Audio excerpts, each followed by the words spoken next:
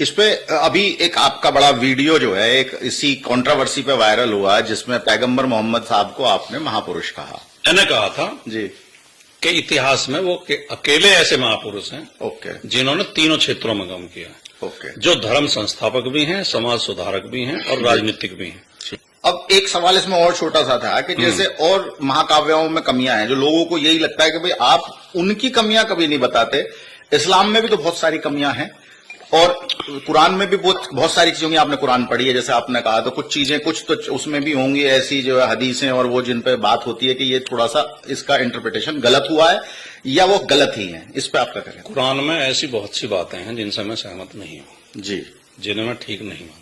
ठीक है। इस्लाम में ऐसी कई परंपराएं हैं जिनसे मैं सहमत नहीं हूं। जी बिल्कुल ठीक है नहीं जी। लेकिन मुझे जब तक मैं अपने घर की सफाई नहीं कर लेता, मुझे दूसरे के घर में झाड़ू लगाने का कोई अधिकार नहीं है। ओके। अपने धर्म अपने समाज की आलोचना करना समाज सुधार कहलाता है, जी। दूसरे धर्म की कमियां गिनाना सांप्रदायिकता कहलाती है। ओके। मैं मुसलमानों की कमी बताने लगूं और मुसलमान हमारी बताने लगे तो झगड़ा हो गई होगा। ठीक है। मुसलमान अपने धर्म में सुधार करें, जी मैं अपने धर्म की कमी बताऊंगा जिनसे मुझे दिक्कत होती है। ठीक है। मुझे कुरान का पालन नहीं करना, मुझे नमाज नहीं पढ़नी मस्जिद में जाके, मुझे हज नहीं जाना, मुझे रोजा नहीं रखना, जी तो मुझे क्या चिंता करने की जरूरत है? बिल्कुल ठीक। आपने अभी जैसे बात की हिंदू मुसलमान वाली कि आप धर्मों को सबको धर्मनिरपेक्ष हैं। आप कोई धर्म मानते हैं या किसी धर्म नहीं मानते, ना हिंदू ना मुसलमान? नहीं, ऐसा तो संभव नहीं है कि कोई किसी धर्म को न मानता हो। और सच्चाई तो ये है कि धर्म ये संप्रदाय हैं, हिंदू मुसलमान सिख ईसाई ये संप्रदाय हैं जी। धर्म तो हर मनुष्य का एक ही होता है। ठीक है। और हमारे किसी भी धर्म ग्रंथ में धर्म का नाम नहीं लिखा गया है। ठीक। एक और लोगों की पीड़ा थी। मैं अभी जो दादरी प्रकरण में जो कुछ बच्चे जेल गए थे तो मैं उनसे मिलने जब गया, उनसे मिले, मुलाकात हुई तो उन्होंने कहा कि राजकुमार भाटी जी ने कोई इसमें स्टेटमेंट नहीं दिया इस बारे में कि भाई ये गलत हुआ सही हुआ या ना हमसे मिले। क्या उसमें क्या रही? आप कहीं बिजी थे या क्या वजह थी? जेल जाने का हमारा कार्यक्रम था, जेल में जाके उनसे मिलने का। उसी दिन वो रिहा हो गए थे। ओके। तो हमने तो अखिलेश जी तक भी बात पहुंचाई थी और मैंने भी उस पर भी फेसबुक और एक्स पे भी मैंने लिखा था उनके समर्थन में। जी जी जी। वो गलत तो है ही, प्रशासन ने गलत किया है, सरकार भेदभाव कर रही है जी।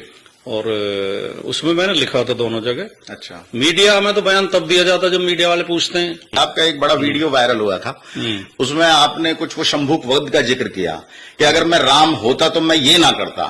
तो आपको लगता है कि अगर आपने जैसे राम का पूरा चरित्र पढ़ा है और आप राम के आदर्श देखते आ रहे हो, इतने सारा पढ़ने के बाद आपको लगता है कि जो उत्तरकांड में जो बातें हुई वो राम से जुड़ी हुई हैं या ये बाद में जोड़ा हुआ कुछ लोगों ने राम को बदनाम करने के मकसद से ये जोड़ दिया उत्तरकांड इसमें?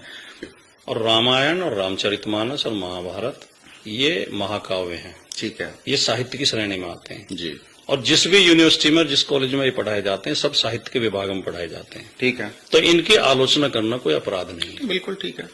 कुछ जो अल्प बुद्धि लोग हैं जी, वो इन्हें या तो इतिहास समझ के पढ़ते हैं या धर्म ग्रंथ समझ के पढ़ते हैं। और जातिगत ये जो एक अलग लगाया अभी दादरी के प्रकरण के बाद, जो दादरी में जो कुछ बच्चे जेल चले गए उसके बाद ये लगा दिया कि भैया गुजरों के नाम से या किसी जाति के नाम से आप वो नहीं कर सकते, रैली नहीं कर सकते, कोई मीटिंग नहीं कर सकते। आगरा में एक गेट बनवा दिया था विधायक ने, उसे हटा दिया पुलिस ने जी, गुजर सम्राट मीर भोज के नाम से। हाँ बिल्कुल। जहां भी गुजर शब्द लिखा मिला बोर्ड भी हटाए गए, बैनर भी हटाए गए, होर्डिंग भी हटाए गए। एटा में क्षत्रिय सम्मेलन हुआ जी, जिसमें ब्रजभूषण सिंह संबोधित करके गए जी। सरकार ने कोई एक्शन नहीं लिया जी।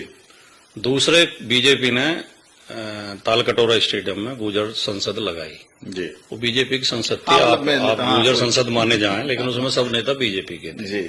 और जब बीजेपी के गैर गुजर विधायकों में मुख्य बना दिया गया उसका आकर्षण जी, बिल्कुल ठीक, पंकज सिंह को। हाँ जी बिल्कुल। तो फिर उसमें संदेह क्या रह गया कि वो गुजर संसद नहीं थी, मतलब बीजेपी संसद जी जी, प्रायोजित तो नहीं थी। इसमें जो आपने चौपाल लगाई एक इसमें भी क्वेश्चन उठा बीच में कंट्रोवर्शियल सा, अतुल प्रधान को लेके कि उनको साइडलाइन कर दिया गया, उनको आपने स्टेज पे आने से रोक दिया, या क्या वजह थी, ये क्या हो रहा है? नहीं, तो कहीं नहीं रोका गया। वो मीटिंग जो थी नहीं हमारी नहीं थी, वो मीटिंग दिल्ली ऑफिस पे थी, समाजवादी पार्टी के ऑफिस पे। अच्छा। वो हस्तनापुर से जो आकाश गुजर हैं उनकी ज्वाइनिंग के लिए मीटिंग थी। अच्छा। और हम तो केवल उसमें गए थे, वो मैंने आयोजित नहीं की थी वो। अच्छा। अब आप पहले चुनाव लड़ चुके हैं, क्या दोबारा इस बार चुनाव लड़ेंगे या अब सीधा एमएलसी राज्यसभा कुछ मनोनीत वाली उस तरफ जाएंगे? क्या है आगे की आपकी राजनीति को लेके? तो मैं किसी जाति का नाम लेकर टिप्पणी नहीं करूंगा, किसी से कंपटीशन नहीं करूंगा, नंबर 1 बात। जी ठीक है। दूसरी बात ये, मैं 27 में चुनाव नहीं लड़ूंगा। अच्छा, नमस्कार साथियों, आप देख रहे हैं गुजर्स न्यूज और मैं हूं गुजरात राणा। दोस्तों, आज हमारे साथ मेहमान हैं राजकुमार भाटी जी, जो समाजवादी पार्टी के राष्ट्रीय प्रवक्ता हैं। किसी परिचय के मोहताज नहीं है, इनको आपने अक्सर डिबेट्स पे टीवी में बहुत जगह देखा होगा और आजकल तो इनके वीडियोस लगातार सोशल मीडिया पे इतने वायरल होते हैं कि आप सब इनको जानते होंगे। लेकिन जैसा आप जानते हैं कि जब कोई वीडियो वायरल होता है तो उसके साथ दोनों तरह के रिएक्शंस आते हैं, पॉजिटिव भी और नेगेटिव भी। तो बहुत से ट्रोलर्स भी उसके साथ जुड़ जाते हैं। उन्हीं सब सवालों को लेकर, उन्हीं सब वीडियोस के लिए बात करने के लिए आज इनको हमने अपने स्टूडियो में आमंत्रित किया है। तो आइए बात करते हैं राजकुमार भाटी जी से। भाटी जी, आपका गुजर्स न्यूज में बहुत बहुत स्वागत है। जी धन्यवाद। मतलब वैसे तो आपको सब लोग जानते हैं, लेकिन बहुत से हमारे ऐसे दर्शक हैं जो मध्य प्रदेश, राजस्थान के होंगे। यहाँ तो आपको सभी आपकी पृष्ठभूमि के बारे में ठीक से जानते हैं। तो पहले मैं चाहता हूँ छोटा सा एक आपको अपनी पृष्ठभूमि, कहाँ से आपने शिक्षा की और किस तरह से राजनीति तक पहुंचे, उसके बारे में हमारे दर्शकों को बताएं। पृष्ठभूमि मेरी ये है कि वर्तमान जिला गौतम बुद्ध नगर, और जिस समय मेरा जन्म हुआ था उस समय जिला बुलंदशहर था। जी।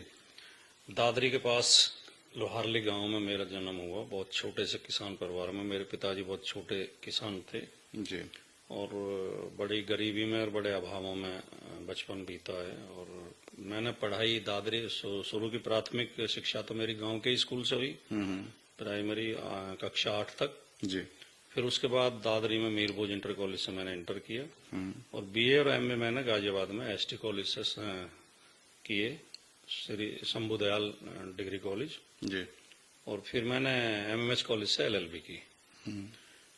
पढ़ते हुए ही मैंने पत्रकारिता शुरू कर दी थी। मैंने अखबारों में नौकरी की, कई अखबारों में अलग अलग। फिर मैंने अपना एक वीकली अखबार भी निकाला।